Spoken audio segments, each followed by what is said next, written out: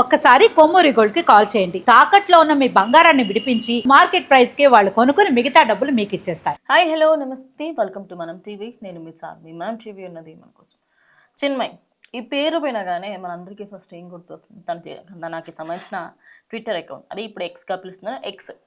ఎందుకు అంటే అందులో తనని ఎవరైనా తప్పుడుగా దూషించినా లేకపోతే ఏదైనా తను స్పందించాలి అనుకున్నా అవన్నీ కూడా అటు సమాజం పరంగా మహిళల పరంగా ఏదున్నా కూడా ముందుకొచ్చి మాట్లాడుతుంది. అయితే ఇప్పుడు ఇలాంటి వ్యక్తులకి సంబంధించి వాళ్ళకి సంబంధించి ఇలా అందరూ మంచిగా ఫేమ్ ఉన్న వాళ్ళు ఎక్కువగా ఎక్స్లో అదేవిధంగా మనకి ఎక్కువగా ట్వీట్స్ వేసే వాళ్ళకి సంబంధించి వాళ్ళందరికీ చాలా మటుకి నెగిటివిటీ ఉంటుంది. అయితే చిన్మయ్కి కూడా ముందు నుంచి అయినా నెగిటివిటీ ఉంది. అయితే ఒక ఆయన పేరు వచ్చేసి అకులారెడ్డి అంట. ఆయన పేరు కూడా నేను డిస్క్లోజ్ చేస్తాను, బికాస్ వాడు మాట్లాడిన మాటలు అలా ఉన్నాయి. అకుల్ రెడ్డి అనే ఈ వ్యక్తి పేరు కూడా నేను ఎందుకు డిస్క్లోజ్ చేస్తున్నా అంటే, ఈ వ్యక్తి ఎవరైతే ఉన్నారో ఆయన ఒక మాట అన్నాడు అనమాట. నీ తండ్రి కూడా నీతోని అసభ్యకరంగా ప్రవర్తించుంటాడు కదా, అదేవిధంగా అంటే ఆయన ఇండైరెక్ట్గా తనని మాట ఒక అనేసాడు అనమాట. ఇక దానికి సంబంధించి లైంగికంగా మీ డాడీతో చేస్తుంటావు కదా అన్నట్టుగా బిచ్ అంటూ కూడా ఇంగ్లీష్లో తిట్టడం జరిగింది. అయితే నో, మీరు పట్టించుకోవాల్సింది నా లైఫ్ గురించి కాదు.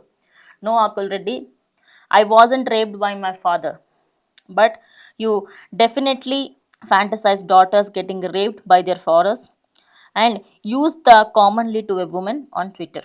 Shows what you are, your culture, your people, your society is definitely shows who raised you.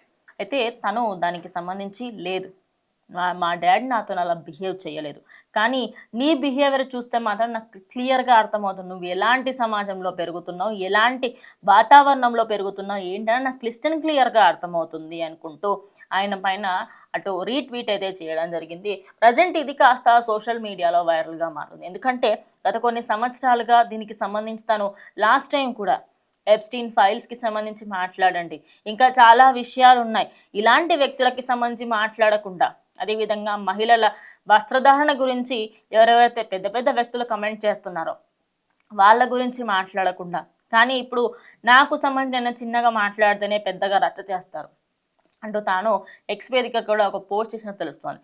అదే కాకుండా చిన్మయ్కి సంబంధించి తాను ఒక సింగర్గానే కాకుండా తన లైఫ్లో జరిగే ప్రతి ఇన్సిడెంట్ని సోషల్ మీడియా ద్వారా షేర్ చేస్తూ ఉంటుంది. ఇక అలాంటి సందర్భాలలో తన భర్తని తన పిల్లల్ని కూడా ఎంతోమంది అసభ్యకరమైన మాటలు మాట్లాడిన రోజులు లేకపోలేదు. సో ఇలాంటి సంఘటనలకు సంబంధించి ఇలాంటి వ్యక్తుల్ని ఏమనాలి అంటే, నువ్వు ఎలాంటి వ్యక్తుల మధ్యలో పెరిగినావు, నీ స్నేహితులు కానీ నీ రిలేటివ్స్ కానీ లేకపోతే నీ ఇంట్లో పెంపకం ఎలా ఉంది, ఎవరైతే ఆ కమెంట్ చేసిన వ్యక్తి ఉన్నాడో కొంచెమైనా సిగ్గుందా?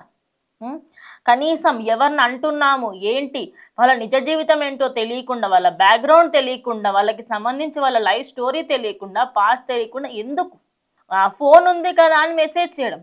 అంతెందుకు ఏదైనా ఒక అమ్మాయి ఏదైనా ఒక ట్వీట్ పెట్టినా లేకపోతే ఏదైనా మాట్లాడినా సోషల్ మీడియా ముందుకు వచ్చి వెంటనే దానిపైన స్పందించాలి, వెంటనే దాని కింద అడ్డమైన కామెంట్లు పెట్టాలి. నీది నువ్వు చూసుకోవే ఫస్ట్.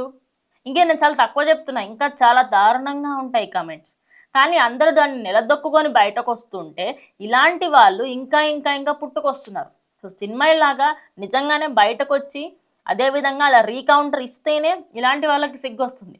సో మరి చిన్మయ్కి సంబంధించి ప్రజెంట్ ఇదైతే తాను చేసిన కమెంట్ వైరల్గా మారుతుంది.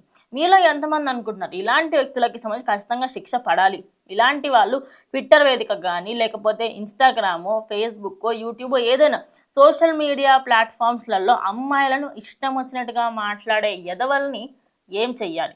మరి వాళ్ళపైన ఇప్పుడు అది చాలామంది అనుకుంటారు కమెంటే కదా ఏమవుతుందని, అది కమెంట్ మాత్రమే కాదు, ఆ ఒక వ్యక్తి దానికి సంబంధించి వాళ్ళు ఏదో మాట్లాడుతూ ఉంటారు తమ లైఫ్కి సంబంధించి.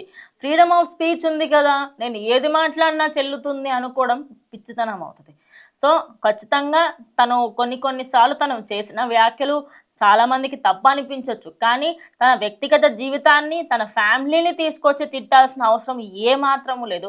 సో చిన్మయ్య గారికి ఖచ్చితంగా ఆయన ఇలాంటి కమెంట్స్ తను రోజు వింటూ ఉంటుంది, కానీ ఇలాంటి వాళ్ళు తగ్గాలి అంటే వాళ్ళకి రీకౌంటర్ ఇవ్వాలి, లేకపోతే ఇలాంటి పుట్టగొడుగుల్లాగా రోడ్ల మీద పెరుగుకుంటూ ఇష్టం వచ్చినట్టుగా వాళ్ళైతే ముందుకు వెళ్తారు. సో మీరేమనుకున్నారు ఖచ్చితంగా కమెంట్ చేయండి ఈ వీడియోకి సంబంధించి.